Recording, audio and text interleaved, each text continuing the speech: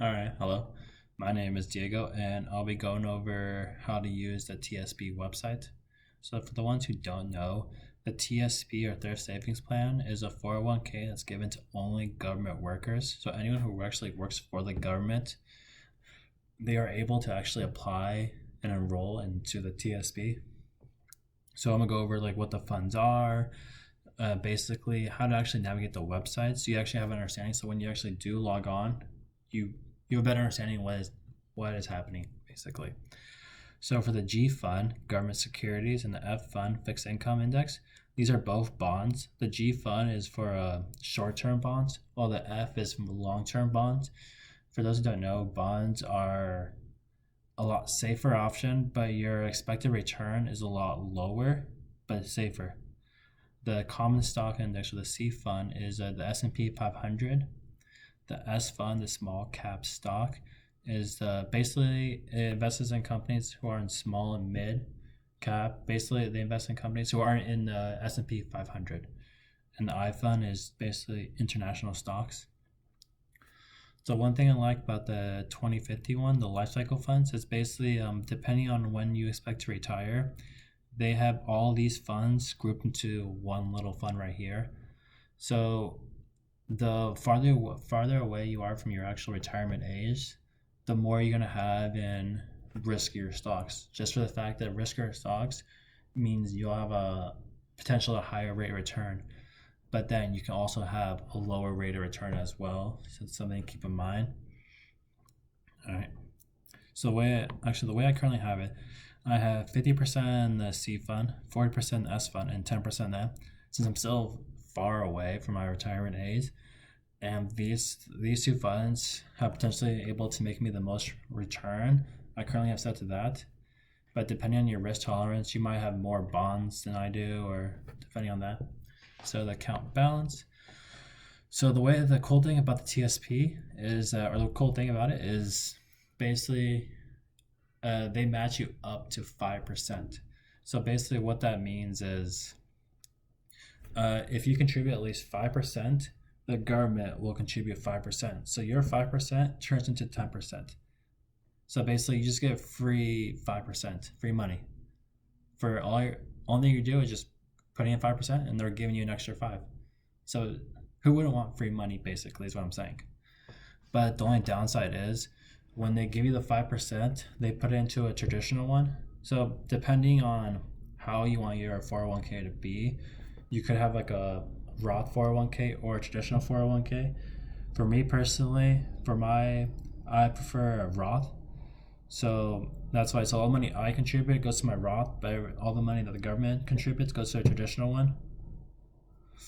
All right. So as you can see, so I put in 6,000. They put in basically almost 3,000.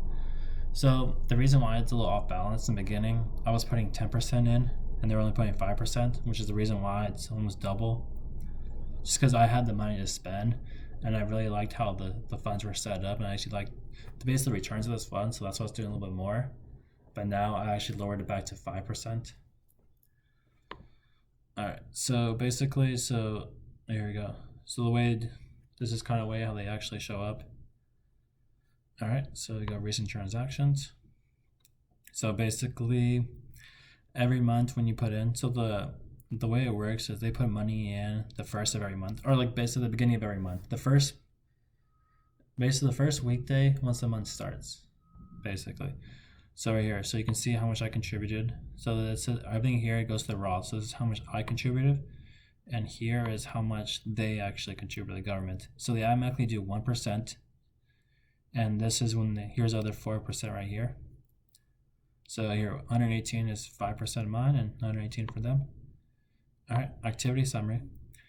So this is where you can see how your fund's actually been performing. So the only downside is you can only look back for the last 2 years. So in the last 2 years, let's see how I've done so far.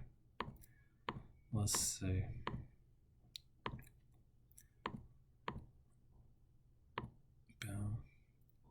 All right, so as of right now, I've only made $540, which isn't the craziest thing ever, but something though.